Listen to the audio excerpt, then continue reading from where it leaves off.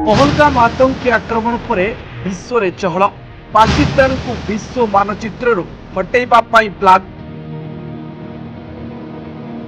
भारतर रणकौशल देखी पाकिस्तान झालिया दृढ़ निंदा सह कठोर दंड दाबी कला रूसिया।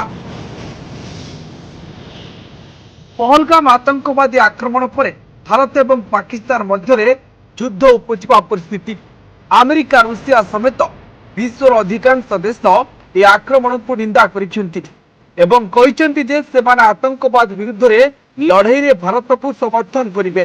पहलगाम हत्याकांड पर भारत एवं पाकिस्तान मध्य सृष्टि होइतिबा विवाद को दृष्टि रखी रूसिया एहार नागरिक मानकु पाकिस्तान यात्रा न करिबाकु परामर्श दैछि।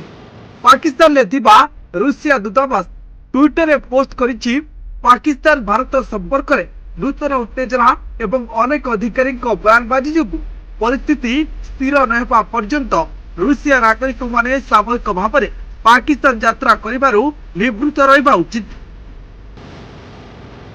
पहलगाम आक्रमण में 26 जनकर मृत्यु पर समग्र देश क्रोधित एवं आतंकवाद आश्रयस्थली पाकिस्तान विरुद्ध में कठोर कार्यानुष्ठान दाबी करुछि। रूसिया राष्ट्रपति व्लादिमीर पुतिन जम्मू एवं काश्मीर पहलगाम में होइतिबा आतंकवादी आक्रमण में शोक प्रकाश कर प्रधानमंत्री मोदी और राष्ट्रपति मुर्मू को एक वार्ता पठाई। से कहते पहलगाम आक्रमण अपराधी मानू कठोर दंड मिल आमे भारत सह अच्छु पीड़ित परिवार सहित आमर समवेदना रही समस्त आहत शीघ्र आरोग्य आमे प्रार्थना करुचु। केंद्र सरकार पाकिस्तान विरुद्ध अनेक बड़ कार्यानुष्ठान ग्रहण कर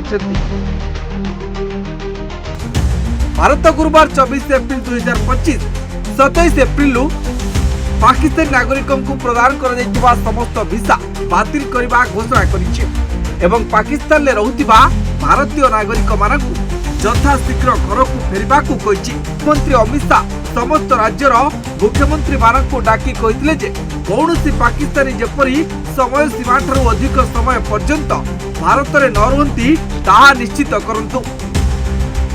रिपोर्ट न्यूज 95 ओडिया।